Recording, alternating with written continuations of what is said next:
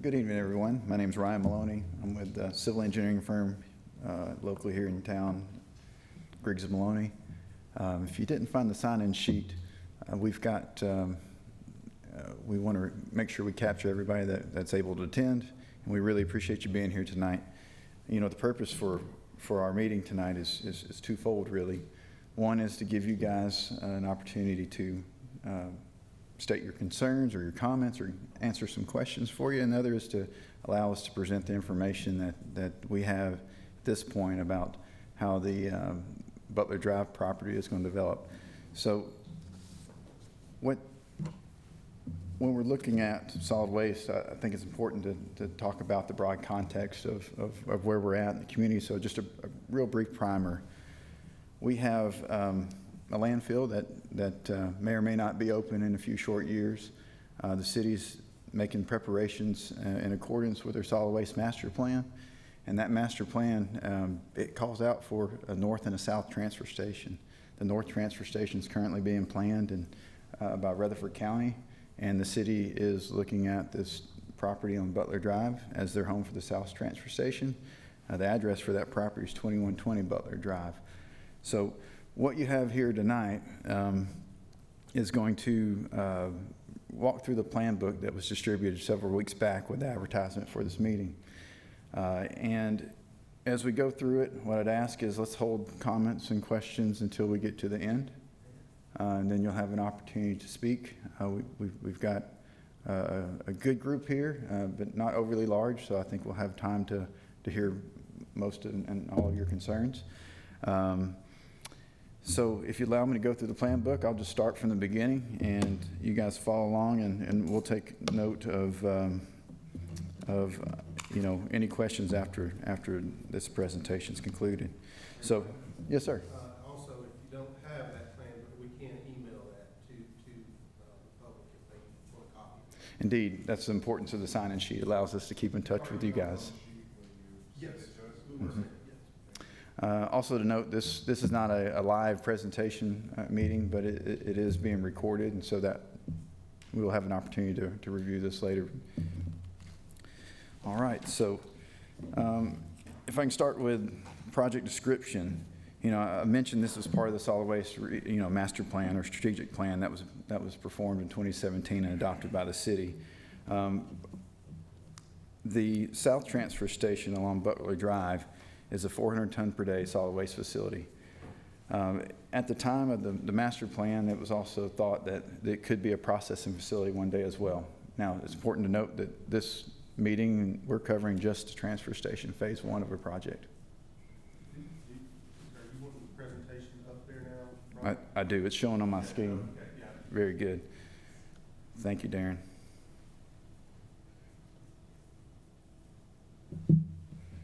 So the subject parcel shown here in yellow, the primary access is off Butler Drive, and what we've proposed so far for this site, you know, is meets the zoning classification. The zoning is H1, and it's heavy commercial, or heavy industrial rather.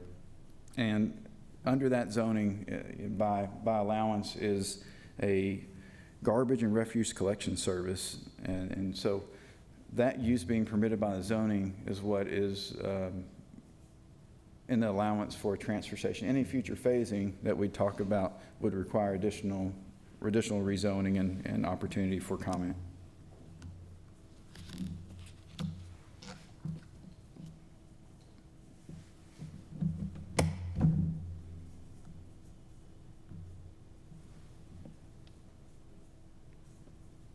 Sorry about that. From a project phasing standpoint, you know, as we discussed, phase 1 is just a transfer station. A transfer station receives small trucks in, such as commercial vehicles potentially, city packer trucks, side loaders. So the garbage trucks come in smaller loads. It's consolidated inside the building in an enclosed space and loaded into a larger truck. And so what you see here is the complete project phasing. Phase 1 is just a transfer station. It includes an inbound scale and an outbound scale. It's got the receiving floor, which you can see here. And then there's a materials management facility that is paired with it that could be used in multiple ways in the future, whether it's for phase 2 of the project or for public works use in the future if phase 2 didn't materialize. Other items that are included in phase 1 are we have a diesel fueling point here, above ground storage tank, dual contained, 1,000 gallons, and then we have a salt barn and a brine system that goes with that. So the second phase of the project, if it was to materialize, it includes the waste-to-way process. The waste-to-way process would take municipal solid waste that was received on the same transfer station tipping floor, process that material into a fluff or a pellet, depending upon what the end user is desiring. It dries that to a certain amount, and that could be paired with either two end uses. One is for mass burn in a properly permitted facility, and the other could be for anaerobic digestion on site. And that's a qualified biogas portion of the project as it's named. Under that phase, which we're calling phase 2, we'd also have the anaerobic digester, and that's what consumes the biomass from the solid waste product and creates a renewable natural gas product. There's a storage vessel as well here. There'd be a flare for any excess gas that needed to be burned. And there's the possibility of a RNG or a metering station to put that back into Atmos gases system. Paired that finally with one more potential adder to that phase 2 is a RNG refueling station. The city's current fleet is not natural gas for their solid waste trucks, so that's something to be determined. Phase 3, Ryan, yes, sir? can you really hit on the fact that phase 2 requires a rezoning of the property and additional public hearings? Absolutely. It's a little bit later in the presentation, but we can go ahead and we can grab it now. As Darren mentioned, phase 2 does not fit under, solid waste processing doesn't fit under the current zoning, and it would be a special use permit that has to come with that use. So that rezoning has a cadence to it. It's going to have to go through Planning Commission and City Council, and there'll be public hearings that are associated with each of those stops. So there'll be ample opportunity to comment and address that during any rezoning for a phase 2 project.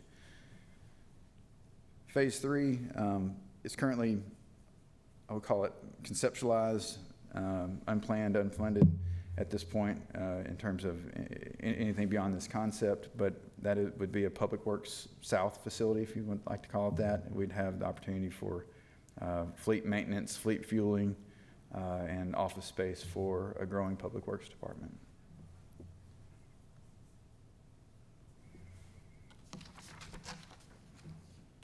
Municipal boundaries is a fancy way for us referring to neighbors. Currently, this property is surrounded by vacant land for the most part, except for to the north. There's 3 residents to the north of the property, and they're directly adjacent. And then a little bit further, less than a quarter of a mile, there's a daycare facility to the north. Kenny Pipe and Supply is also to the north, some industrial uses along Butler Drive as you move towards 231. And as you move west, you go across the river, Stones River, CSX Railroad, and then there are 3 subdivisions in near proximity within about 1,500, 1,600 feet. And those are Indian Hills, the Crossing, and Savannah Ridge.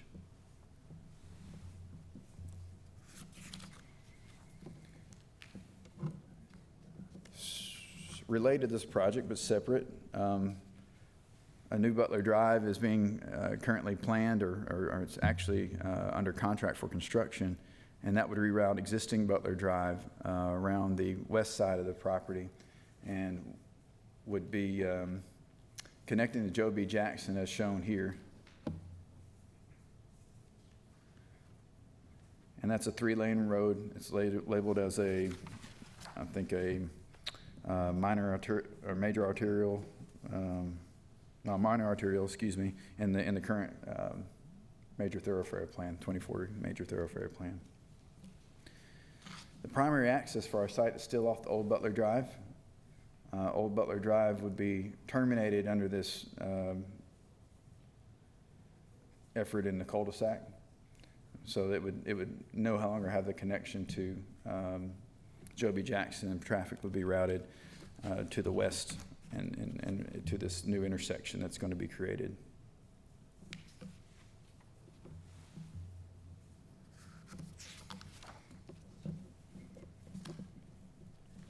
So we kind of touched on this slide already about property zoning, heavy industrial currently, and it fits the classification for the transfer station use that's proposed. And we discussed the phase 2 improvements and then requiring a rezoning and public hearings and approval through the Planning Commission and City Council as well. So I'll move on to the next stop, which is 2035 future land use map. This in your plan book really shows the what was thought about land use in this area as the city moved forward. Currently, most of this is in the county, but it is in the municipal boundary of the city. And as you can see, this property has been identified as a public-private institutional use, and so it's realizing its public use under this plan. The other portions are classified as business or innovation, which could be a variety of uses, and then near the park and the floodway and floodplain portions of Stones River, that's identified as park or open space. Did you have a slide for that? I'm sorry.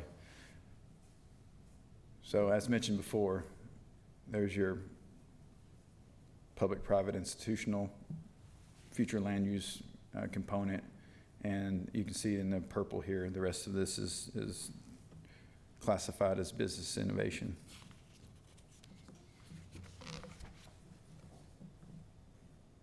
From a utilities perspective, this is a GIS map showing Murfreesboro's current utilities. Not shown here are CUD's utilities, and you won't see sewer here because it's coming with the new road. But the property is going to be served by a consolidated utility district for water. There's an existing water line on existing Butler Drive. There's also a gas line on Butler Drive, and new sewer would be a part of the road that's coming that we just talked about for the major thoroughfare plan. Electric service would also be provided by Middle Tennessee Electric, and that also is currently on Old Butler Drive. So as far as topography and hydrology, this site is low-lying in general. It was a former borrow site for Joe B. Jackson interchange when it was constructed. So our grades are generally lower around the interior of the site. We get higher on the edges of the site, but that's just meeting back to existing. So from a drainage or hydrology perspective, it being low-lying, most of the water that falls on it remains in it. So the property itself drains mostly through karst features. There's a couple of sinkholes in and around the area, and those features help the current hydrology. Now, proposed topography, because we need flood protection, because it's a critical facility for its use for the city, it will be filled to a grade that matches the existing road elevations. The sinkholes would be amended. There would not be any direct discharge to sinkholes. The outlet for the site would be the west or the middle fork of the Stones River. And prior to any discharge, that water is treated to the city's current stormwater standards.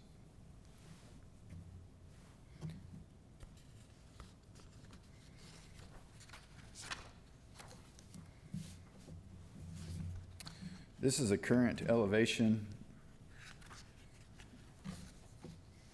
of the transfer station materials management facility. What you can see here is it's a long building, somewhat L-shaped. This portion here with the two large doors is where waste is received. There's an office area. Bottom floor would be for utility input. So we'd have our fire riser room and our mechanical electrical that was housed in here, as well as office space and storage, and a break room for the folks that are working, break room and restroom for the folks that are working the station. Second floor has the opportunity to be offices, and the third floor, at best, it could be a mezzanine. The rest of the structure is, like I said before, kind of programmed for use as either future materials management facility to house phase 2, or would be something where additional doors would be added to create a public workspace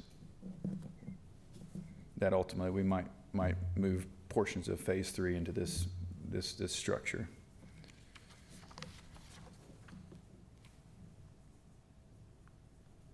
So our operational schedule, and this is estimated at this point, nothing's set in stone, and you'll see and notice that we've included the processing and maintenance side for phase 2. Typically, transfer stations operate with the flow of waste that comes into them. So should the city have a transfer station that only serves the city's interests, then it would be paired with their collection schedule. If phase 2 was initiated, then the processing side of it receives waste, and it takes a little longer for the waste to be processed and pushed through the facility, and there's more maintenance required. So there's specific set times for processing and maintenance to occur, and those are displayed here. The maximum capacity of the city is 400 tons per day, and that, for a transfer station standpoint, is on the smaller end. For a processing facility, it's what matches the waste stream that we currently are projecting. From a vehicular standpoint, if it's 400 tons per day, simple math, if you have 10 tons in a particular truck, that's 40 trucks, and then we have big trucks to haul out the waste to its end destination, and those are typically in the 20-ton range, so that's where those numbers come from.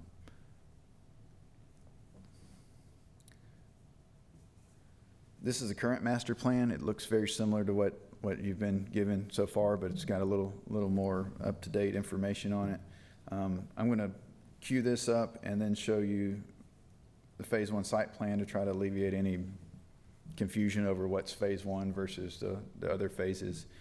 And at this point, I'd like to turn it over to the public for their comment, their questions, their feedback.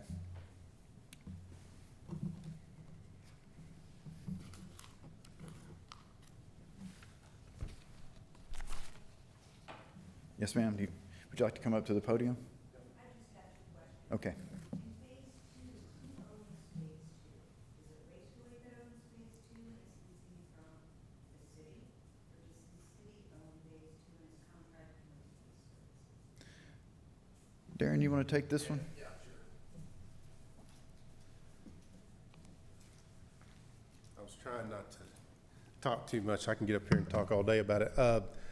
So the phase 1 is what we consider the public portion of the project. Got it? Got it.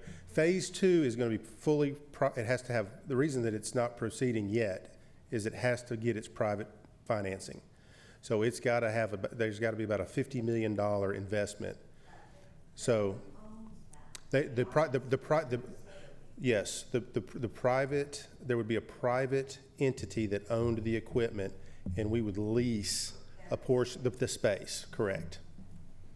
Second question I have, engineering question, is what type of ventilation or protection, because you're working in a closed environment, is there an air circulation system that's going to protect the workers that are involved working in a contained environment? So we're currently in design phase for that portion of work, and the answer is yes, though. Couple things happen with, depending upon the operational scenarios. If we're just talking a transfer station, there's less processing and less concern about what if you've seen a transfer station operate, most of the time the doors are open. This one has two 45-foot wide hangar doors, type bifold hangar doors, and the ventilation through the facility operating as a transfer station is pretty good, really good actually. It's open air. The waste-away process, right? It will have to be subject to air permits, and so any emissions from it would be permitted through, well, TDEC is our arm, and that enforces air regs on EPA's behalf. But internal air would be addressed in that. Internal air, the thought process now on a phase 2 would be as much negative pressure as we could accommodate for the facility, and then there's all sorts of things that you can do on the louvers for the air that might be escape from the building. So there's a multitude of solutions there, but we're not quite to that point in design.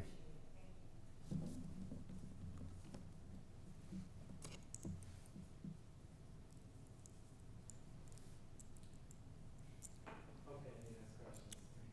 So phase 1 is a go, it's progressing.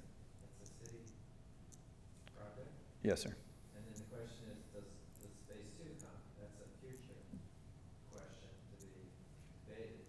And then the purpose is 400 tons of processing, if that's a go, to relieve from the landfill or independent from the landfill. Is that what I'm understanding? That's right. And this is a product that does the job. The waste-away product, you selected this as is there a series of options, or waste-away is your primary one you'd like to go through with and use?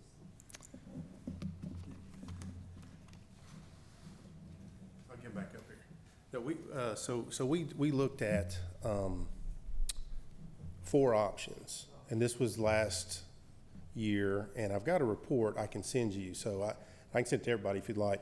1 was just a transfer station, which is what phase 1 is. 2 was what we call a dirty materials recovery facility, which would be bringing in trash and then trying to recover around 40% of the material to recycle. So you would only get about a 40% recovery, and you'd still have to put 60% into a landfill. And there was a clean MRF where you could do curbside recycling, and you could try to separate your trash from the recycling.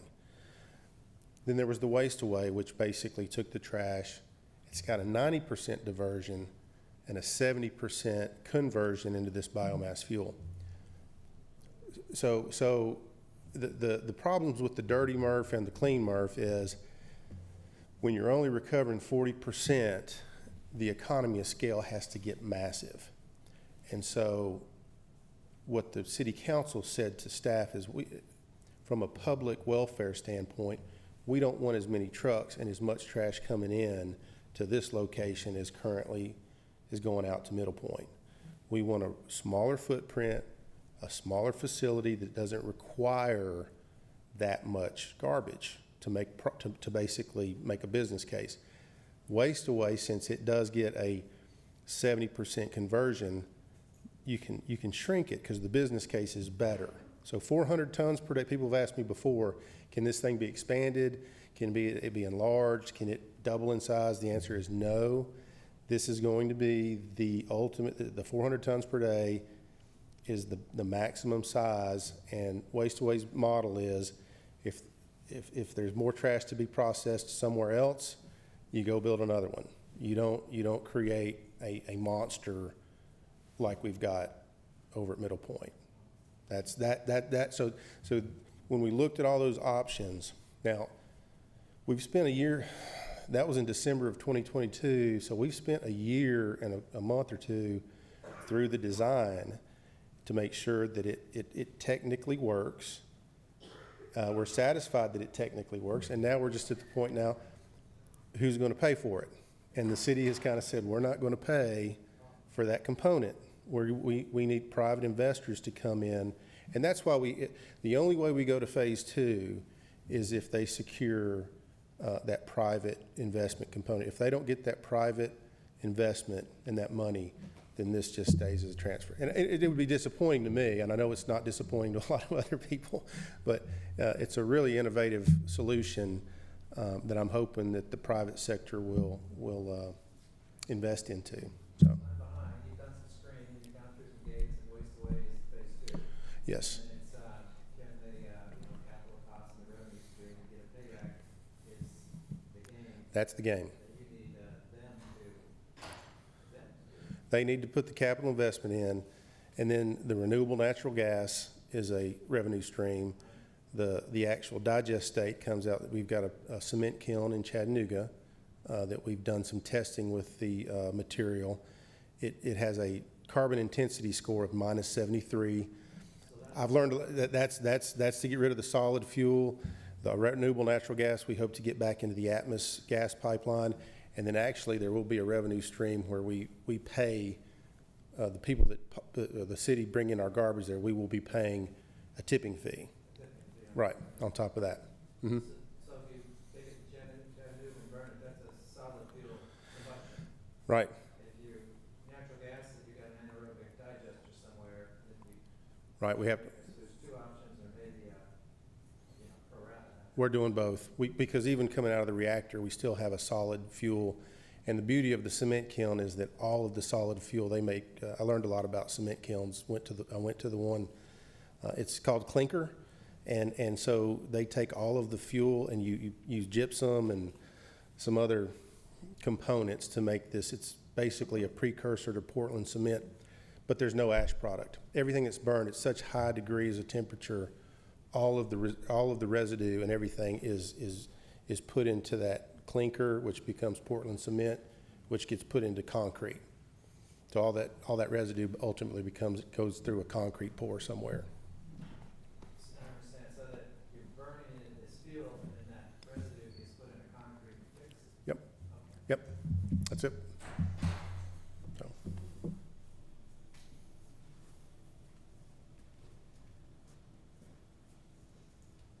any more questions? Wonderful, you know me.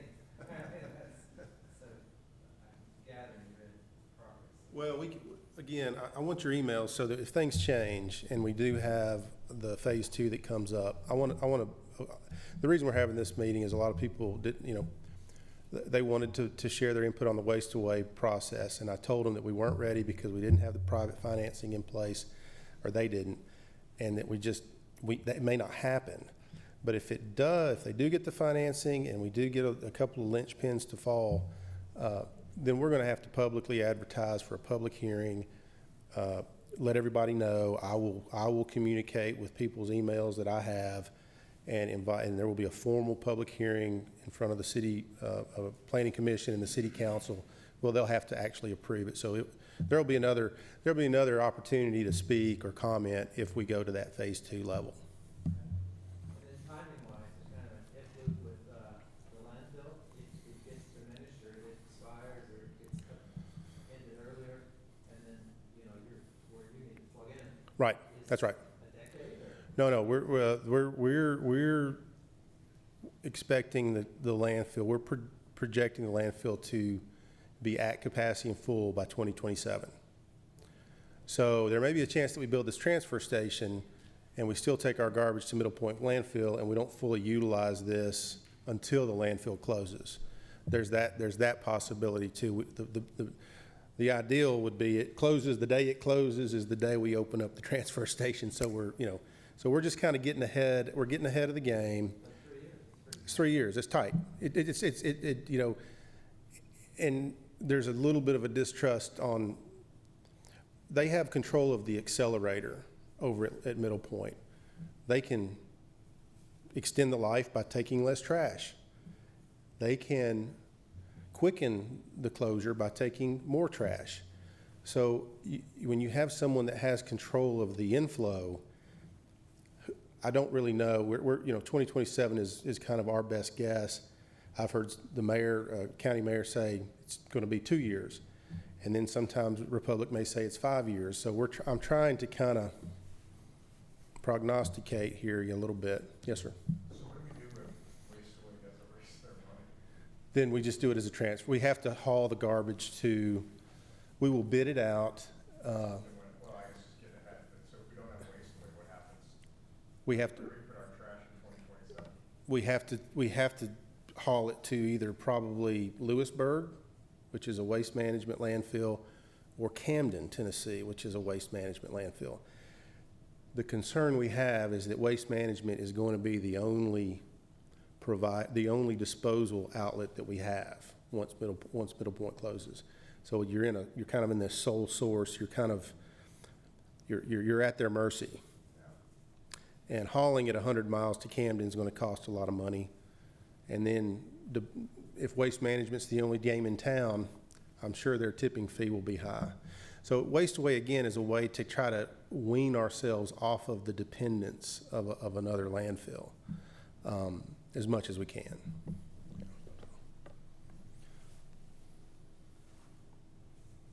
All right, maybe this was not as exciting as you want. Yes, ma'am. So, at phase one, are you planning to take any outside traffic or just Murfreesboro?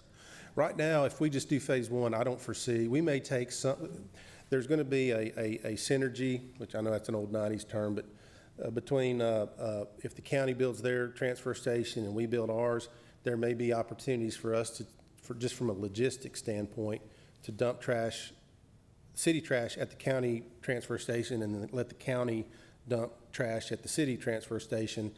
So I don't foresee it being, if it's just operated as a transfer station, we're not trying to make money or try to bring in a ton of outside garbage to try to generate revenue. That's not the goal. The goal is to really just take care of the city's trash. So if it's phase two, would be capital? 400 tons. They need 400? They need the 400 tons. That's another kind of, they need to have that plant running at full capacity pretty much immediately. And what's Murfreesboro's? Our residential trash we generate about 150 tons per day.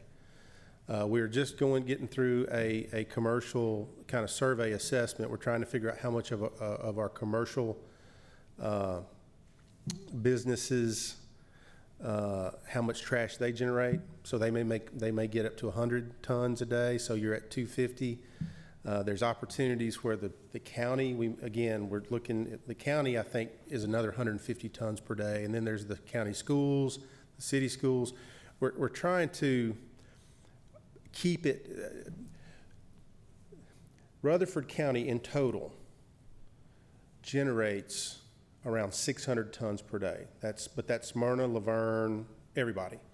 We're trying to get 400. I think that's the right math. Something like that. We may generate actually over 700 tons per day in the county. So there's enough trash. We just have to find it inside the county, and we're trying to make sure that it's just in-county trash only. There may be situation though where Bedford, Cannon, Coffee County, some of the smaller counties to the south, that we allow them to use the transfer station as well. The big thing we're preventing, and we're trying to prevent, is letting Nashville bring their trash to Rutherford County. They're the ones that are just kind of inundating us right now at Middle Point. Just to give you a perspective, and I'm going to change from tons per day to tons per year here on you. Middle Point takes about 1.2 million tons per year. And this facility we're talking about is 140,000 tons per year. So it's about 12%. So if there's 100 trucks going to Middle Point right now, there's only going to be 12 coming to this facility. I mean, that's just the ratio.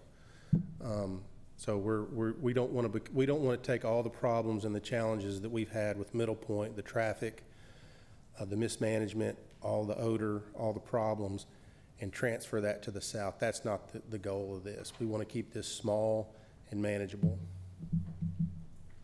Yeah, I'm concerned that phase two doesn't work. We're basically the Nashville plus other counties, we're sending our trash there. Yes, we are. And just as I'm president of the board for Recycle Rutherford, so I was just trying to think, would we ever implement a pilot recycling program in our There's, so Waste Management does have a material recovery facility, I think, in Antioch now. I think there's always that opportunity. This is the challenge, is it's not a net revenue generator. It's gonna create, we'll have to charge extra for the recycling, and we'll have to get a whole new fleet of trucks and a whole new set of drivers. And we've really been trying to urge the private sector to take on that role versus the city taking on that role. But no, I want the, like, we just had a conversation. I think Russell brought it up today that One Waste they do a residential curbside pickup, and they called us today and asked if we would have any problems with them doing curbside recycling. And it's like, no, not at all. If you guys want to get into that business, if they want, they can pay on their own, right? Rather than, yeah. Investigate any like paved road where, people get an incentive, they pay less if they have a smaller trash bin, or they throw in less trash. I would love to do that. So we just started our solid waste fee, what, 4 or 5 years ago? So we're kind of in our infancy. We're actually losing, I mean, even though we're charging $9.50 a month, to cover our current costs, we should be at the $16 or $17 a month level.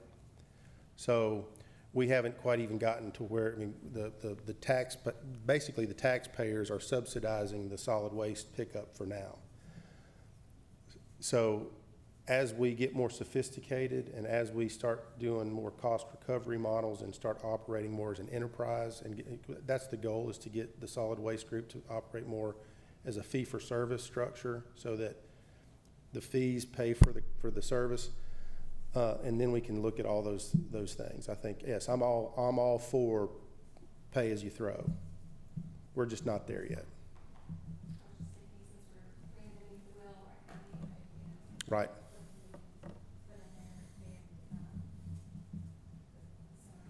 I was just gonna build on yours, because I was just curious, so does that mean when you looked at your 4 options, and one was recycling, and you said 40% of our trash is recyclable? If those are the numbers so that's what that was the numbers that they were throwing out, that if you have if you don't sort your trash, or this is not sorted, this is unsorted trash, and you send it through this mechanical process, 40% can get recovered and 60% still goes to the landfill. So it's better to, in my opinion, to separate it, let the customer separate it at the curb, but it just brings on a whole nother level of fleet and drivers, and it's just a whole new business, kind of whole new business model. That phase 2, would that be, City? Well, no, it wouldn't profit us. They would pay back their thing. Now, there would be, based on their profits, though, it could come back to us in the form of a rebate. So let's say we're paying $70 a ton for a tipping fee. We would have in our operating agreement that if their revenues reached a certain level, we would get a rebate. Either through the lease agreement or through our tipping fee, we would be the beneficiary. And if they were making a lot of money, we would make sure that we would get a little bite of that, if that makes sense.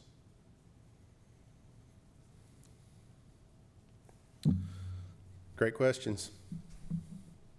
Thank y'all. If we're done, I don't know if anybody else want to come up and you can speak. Mm-hmm. Are they doing this anywhere else? They're setting one up in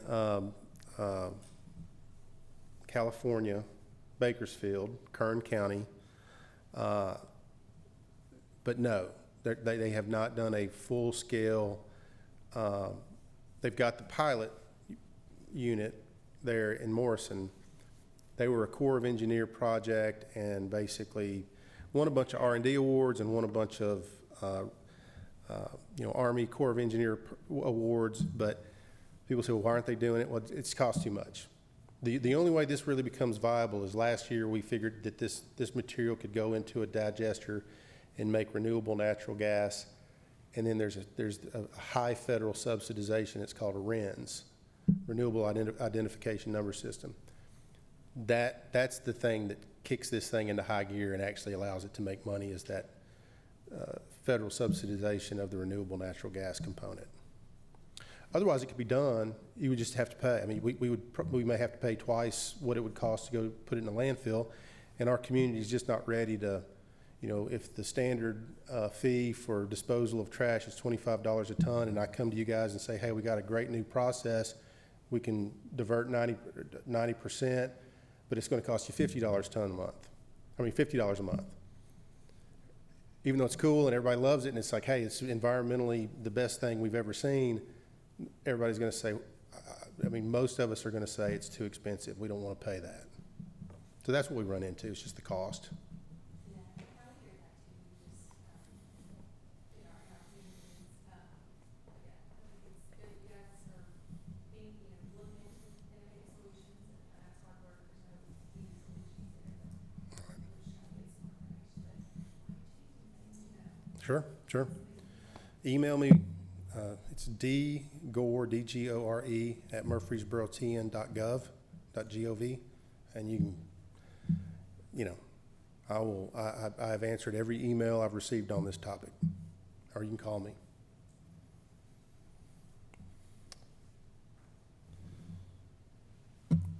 Okay, y'all, I think that's it, unless there's anything else. We good? All right, great, thank y'all very much.